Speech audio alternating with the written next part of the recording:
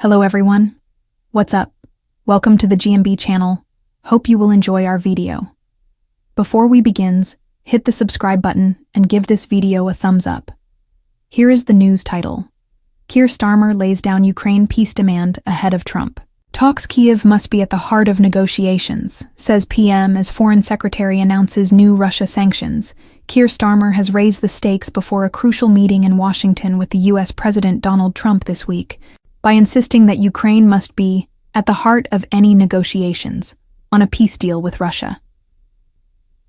The Prime Minister made the remarks, which run directly contrary to comments by the U.S. President last week, in a phone call on Saturday with Ukraine's President Volodymyr Zelensky, in which he also said that safeguarding Ukraine's sovereignty was essential to deter future aggression from Russia.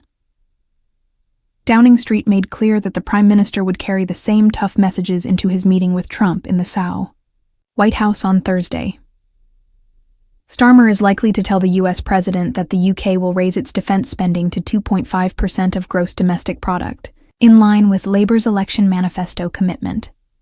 The Prime Minister is also expected to extend an invitation to Trump from King Charles for a second state visit to the UK, but the meeting is also expected to represent the biggest test of Starmer's diplomatic and negotiating skills in his prime ministership by far, as he tries to retain good relations with Trump while making clear the UK and Europe's red lines on Ukraine and Russia.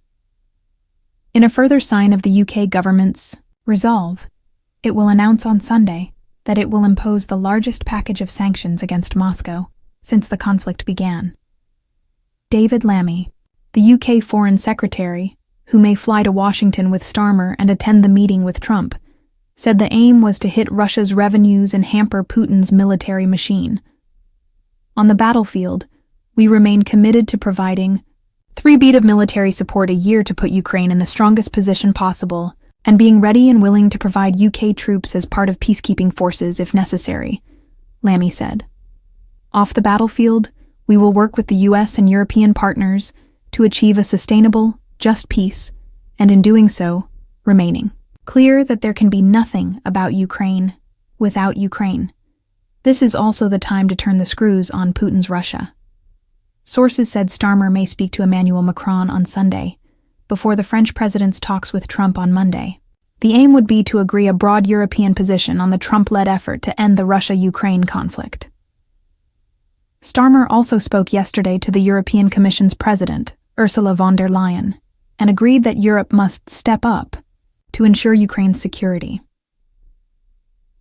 Starmer's meeting with Trump is being described in Westminster as possibly career-defining for the Prime Minister. Former UK Foreign Secretary William Hague said it was the most important first bilateral between a Prime Minister and a President since the start of the Second World War. After a week of extraordinary anti-Zelensky and pro-Russian rhetoric from Trump and his team, the U.S. President issued another dismissive assault on Zelensky's leadership and relevance to a peace deal on Friday, saying, "I don't think he's very important to be at meetings, to be honest with you," when Zelensky said, he wasn't invited to a meeting. I mean, it wasn't a priority because he did such a bad job in negotiating so far. As well as dismissing the democratically elected Zelensky as a dictator, the White House has been pressuring Ukraine's president to sign a $500 billion minerals deal, in which he would give the U.S. half of his country's mineral resources. The Trump administration says this is payback for earlier U.S. military assistance. Zelensky has so far refused to sign, arguing that the agreement lacks clear U.S. security guarantees. Reuters reported that the U.S. was also threatening to disconnect Ukraine from Elon Musk's Starlink satellite internet system if Zelensky does not accept the Trump administration's sweeping terms. Ukrainian officials characterized the threat as blackmail, saying to do so would have a catastrophic impact on the ability of frontline Ukrainian combat units to contain Russia. The news agency said the U.S. envoy to Ukraine, Keith Kellogg, raised the possibility of a shutoff during talks on Thursday with Zelensky in Kyiv. And under pressure, Zelensky has signaled his willingness to accommodate Washington's demand, but he has stressed he cannot sell out his country. Ukrainian officials are scrambling to find alternatives to Starlink in the event that Trump's threat is carried out. Ukraine's armed forces depend on the system to provide real-time, video drone footage of the battlefield, and to conduct accurate Russian strikes against military Russian uses targets. Starlink too. Ukrainian commanders are now contemplating a nightmare scenario in which Musk's SpaceX company switches off Ukrainian access while continuing to offer it to the Russians, with the White House in effect, helping Moscow to win the war. A senior Ukrainian official said his country's armed forces need American satellite intelligence data. If intelligence sharing were to stop, Ukraine would struggle to continue its successful campaign of long-range strikes against targets deep inside Russia, he said. Asked if the U.S. threat to turn off Starlink was blackmail, he replied, "Yes. If it happens, it's going to be pretty bad. Of that we can be sure." Frontline troops use the internet system continuously, and it was fitted on advanced naval drones used to sink Russian ships in the Black Sea, he noted. Speaking on Friday, Trump rode back on some of his earlier comments, which included a false claim that Zelensky was deeply unpopular, with a 4% rating.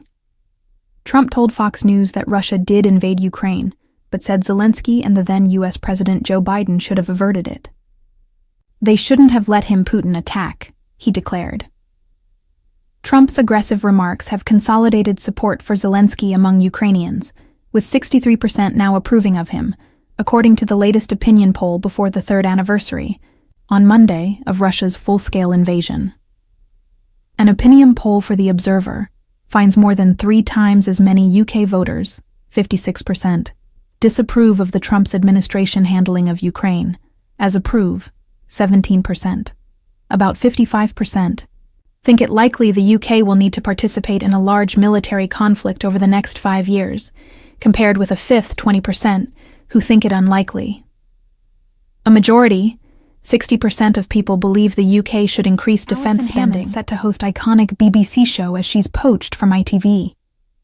The iconic BBC show Hole in the Wall is set to return to our TV screens, with Alison Hammond taking over as the new host from Dale Winton. Alison Hammond set to host iconic BBC show as she's poached from ITV. The iconic BBC show Hole in the Wall is set to return to our TV screens, with Alison Hammond taking over as the new host from Dale Winton. Alison Hammond is reportedly set to host the new reboot of Hole in the Wall. The 50-year-old presenter is embarking on another career move just weeks after teaming up with her son, Aidan, on a new BBC travel series. Hole in the Wall, which ran for 2 series until 2009, is expected to return with Alison fronting the program. The original show was hosted by Dale Winton, and strictly star Anton Dubek. An inside source told The Sun, "Hole in the Wall got great ratings when it first came out, so the Beeb have decided to bring it back. They are currently filming the pilot to see how it shapes up. They wanted to sign Alison, and she jumped at the chance to do it. She's one of TV's most in-demand stars right now, and the Beeb is over the moon that they've signed her. Alison adores her job and is always on the lookout for shows where she can have a real laugh. That's why she loves presenting Bake Off and This Morning. They are lighthearted and fun." The Birmingham-born star already has several hosting roles on television, notably on ITV's This Morning and Channel 4's The Great British Bake Off. It doesn't stop there, as Alison also fronts the British reality documentary series For the Love of Dogs on ITV. She filled in for Paul O'Grady following his sudden death in March 2023. Alison is a fan favorite on This Morning. She always appears as a co-host on Friday mornings alongside Dermot O'Leary. She became a main presenter in 2021 and previously joined as a reporter in 2002. It was reported last summer that Alison had been offered a big deal to front a BBC travel show with her son Aidan, Florida Unpacked. Before she shot to fame on Big Brother, Alison had previously earned a living as a travel rep. According to Leeds Live, Alison's net worth is between $1 million and $4 million, thanks to her multiple career roles in the entertainment industry.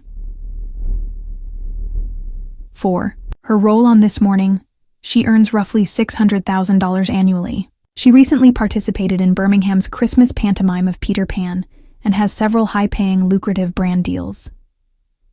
Alison has worked with big names such as Crown Bingo and DFS Furnishings over the years, and in 2022, she launched her clothing line with In the Style. So, what do you guys think about this update? Let me know in the comment below. If you like my video, please press like button and subscribe for more. Hope I'll see you in next video.